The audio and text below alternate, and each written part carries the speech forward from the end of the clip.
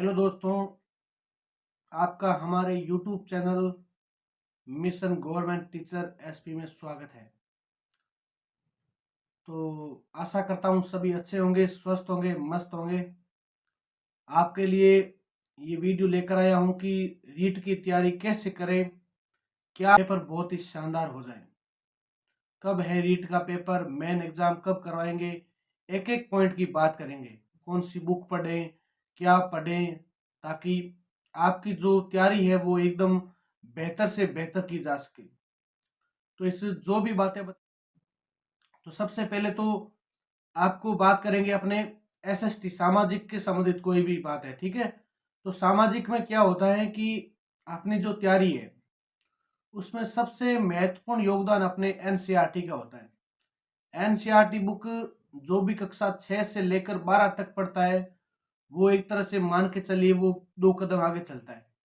जो भी बंदा कक्षा 6 से 12 तक की एनसीईआरटी पढ़ता है या रीट मेंस के लिए एनसीईआरटी से तैयारी कर रहा है वो 2 कदम आगे रहता है। बेशक बाकी गाइड अच्छी होती है, बुक्स भी अच्छी होते हैं, नोट्स अच्छे होते हैं, मान लिया, लेकिन आपके लिए एनसीईआरटी बहुत कारगर साबित होगी। तो एनसीईआरटी में बता देता ना चाहता हूँ कि जो कक्षा 6 से लेकर 12 तक की एनसीईआरटी है, आप अगर उसको रीडिंग करते हैं या किसी के नोट्स एनसीईआरटी संबंधित कक्षा टॉपिक वाइज नोट्स होते हैं, अगर आप उनको देखते हैं, जैसे अपने यूट्यूब चैनल पर प्रतिदिन एक एनसीईआरटी क्लास आ रही है, तो आप अगर उसको भी देखते हैं तो एनसीईआरटी क्लासें बहुत कारगर सिद्ध होती है। फिर एनसीईआरटी से फैक्ट पूछते हैं, प्रश्न भी बनते हैं, और ज़्यादातर आपको भी पता है कि जो टीचिंग के एग्जाम होते हैं ज़्यादा क्वेश्चन अपने एनसीईआरटी से ही आते हैं। ये हो गई एसएसटी की बात। मनोविज्ञान की बात करते हैं तो मनोविज्ञान में क्या है कि 10 क्वेश्चन पूछते हैं अपने एग्जाम में। मनोविज्ञान में मेंस एग्जाम में रीट में 10 क्वेश्चन पूछते हैं जो कि 20 नंबर के या 20 अंकों के होते हैं। उसके लिए आप अपने धीर सिंह दाभाई सर की किताब या वंदना जादौन जी की किताब, आप उनको किताब पढ़ सकते हैं, लेकिन अगर जितना हो सके, अगर आपके पास टाइम है, अगर आपके पास अवेलेबल सिलेबस है या नहीं, मैटर है आपके पास वीडियो है, तो आप वीडियो देखकर अगर हाथ से नोट्स बनाते हैं तो इससे बेहतर मेरे हिसाब से नहीं होगा, क्योंकि 10 क्वेश्चन मेंस एग्जाम में बहुत होते हैं। 10 क्वेश्चन का मतलब हो गया 20 अंक, और मेंस में नेगेटिव मार्किंग भी होती है। पात्रता तो है नहीं कि ऐसे दे दिया सीधे हो गए, ऐसा नहीं होता है।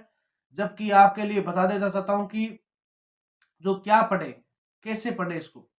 तो परीक्षा में अपने समय निर्धारित कर रखा है। अब जैसे परीक्षा में डेट आई नहीं, अभी डेट आ जाएगी, लेकिन आप मान के चलिए कि नवंबर दिसंबर से पहले आपकी रीट मेन एग्जाम नहीं होने वाला।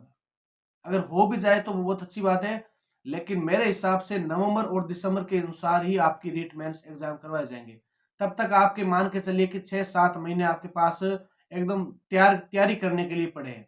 तो 6-7 महीने तैयारी करने के लिए पड़े हैं, तो क्या पढ़े, कितना पढ़े, तो देखो इसका कोई वैसे कोई सटीक आंसर नहीं होता है। क्योंकि जिनकी पढ़ने की क्षमता अगर 10 घंटे 15 घंटे है तो वो 10-15 घंटे पढ़ सकते हैं, और किन जिनकी क्षमता अगर 5-4 घंटे है तो वो भी पढ़ सकते हैं, ठीक है। तो मैटर ये नहीं करता कि कितना पढ़े, लेकिन ये जरूर मैटर करता है, ये जरूर आवश्यक होता है कि क्या पढ़े, क्या पढ़े जिससे सिलेक्शन अच्छे से हो जाए, ठीक है। तो सबसे पहले तो बताऊंगा कि आपको कि आप अगर 6-7 घंटे नॉर्मली पढ़ते हैं, 6-7 घंटे नॉर्मली पढ़ते हैं, अगर आप पढ़े हुए का प्रतिदिन या मान लो सप्ताह में 1-2 बार अगर आप उसका रिवीजन करते हैं, वह आपके लिए फायदेमंद होता है। और उसके साथ साथ अगर आप ऑफलाइन पेपर है या मान लो कोई टेस्ट सीरीज ज्वाइन कर रखी है, अगर आप उसको देखते हैं तो उससे क्या होता है, अपने को अंदाजा लग जाता है कि कौन कौन से एग्जाम में क्वेश्चन आते हैं या किस प्रकार की परीक्षा पैटर्न पूछते हैं। या अगर आप थ्योरी पढ़ लेते हैं, हर चीज पढ़ लेते हैं, लेकिन क्या होता है डाउट क्लियर नहीं होते, उससे अपने पर्सन गलत होने के चांस ज्यादा रहते हैं। बाकी जो सिलेबस की बात करता हूँ, जैसे अपने एसएसटी के अंदर अपने जियोग्राफी हो गया, इकोनॉमिक्स हो गया, इकोनॉमिक्स के जैसे राष्ट्रीय आय हो गई, या मान लो सिलेबस डिस्कशन का मैंने इससे पहले एक वीडियो डाल रखा है, आप उसको देख लेना। बाकी इसके अंदर क्या होता है, जैसे इकोनॉमिक्स हो गई, हिस्ट्री हो गया, अपना जियोग्राफी हो गया, या और भी कोई पॉलिटिकल हो गया, तो इनसे क्वेश्चन क्या होते हैं, अच्छे खासे पूछ जाते हैं। अगर आप इनको अच्छे से तैयार कर लेंगे, जो वीडियो के माध्यम से या आप नोट्स बनाकर या आप इसको अच्छे से एनसीईआरटी के माध्यम से, अगर आप एनसीईआरटी पढ़ रहे हो ना, तो आपका तो लगभग काम हो रहा है। लेकिन इसके साथ साथ अगर आप हो सके तो हाथ से नोट्स बनाओ या मान लो अच्छे से तैयारी करो, तो भी आपके बहुत फायदा होता है। बाकी एक्स्ट्रा मैं आपको ये बताना चाहता हूँ कि जिनको जैसे मान लो रीट मेंस की तैयारी में कम टाइम मिलता है, या लड़कियां हैं, कोई महिलाएं घरेलू काम से बोल रहे हैं कि सर मैं वीडियो नहीं दे सकती, या मान लो मेरे इतना टाइम नहीं मिलता है, मैं मैनेज नहीं कर पाती, तो वो भी तैयारी को करें, लेकिन अपना टाइम निकालें। जैसे मान लो कि दिन में आज 2 घंटे अपने ये टॉपिक देख लिया, या अगले दिन वो देख लिया, तो उससे भी तैयारी हो सकती है अच्छी। तैयारी में क्या है, टाइम निकालना तो अपना काम है। जैसे मान लो क्या पढ़ना है, क्या पढ़ना है, अगर हम अच्छा पढ़ते हैं, सटीक पढ़ते हैं, तो उससे भी सफलता मिलती है। ये नहीं है कि अपने 10-15 घंटे पढ़ लिए, लेकिन क्या पढ़ा, कैसे पढ़ा, इसका कोई मतलब नहीं है।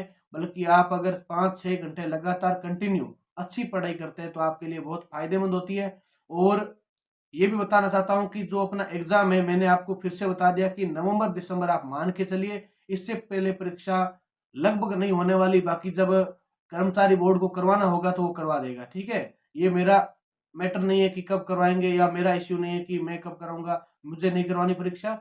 बल्कि मैं तो ये बताना चाहता हूँ कि परीक्षा कब तक हो सकती है, लगभग चांस है नवंबर दिसंबर तक। बाकी आपके अगर पहले करवा देते हैं तो अच्छी बात है, और बाद में करवा दे तो भी आप अपनी तैयारी पर फोकस करें, क्योंकि अपना काम है तैयारी करना, और तैयारी को और बेहतर बनाना। तैयारी आपने कर ली, आपको लगता है याद है, तो आप रुकिए मत, आप उसको और बेहतर से बेहतर कीजिए, ताकि अपने कोई भी क्वेश्चन आए या कोई ऑप्शन आए तो आपकी गलत नहीं हो।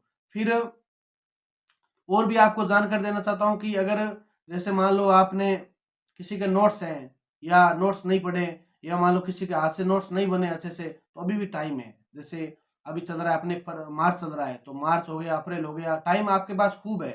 आप इतने महीनों में भी अगर अच्छी तैयारी करके निकल जाओगे ना, तो बहुत बेस्ट टाइम है, ठीक है। तो इसके साथ अपने इस वीडियो को विराम देते हैं। आशा करता हूँ ये जानकारी आपके लिए अच्छी रही होगी, और आप अगर इस वीडियो से, अगर आप इस अपडेट से, अगर आप अपने कुछ रणनीति में, या परीक्षा कैसे पढ़े, क्या पढ़े, अगर इस रणनीति में आप अगर अपने योगदान ले सकते हैं, तो आप उसको मैं बहुत भाग्यशाली मानूंगा।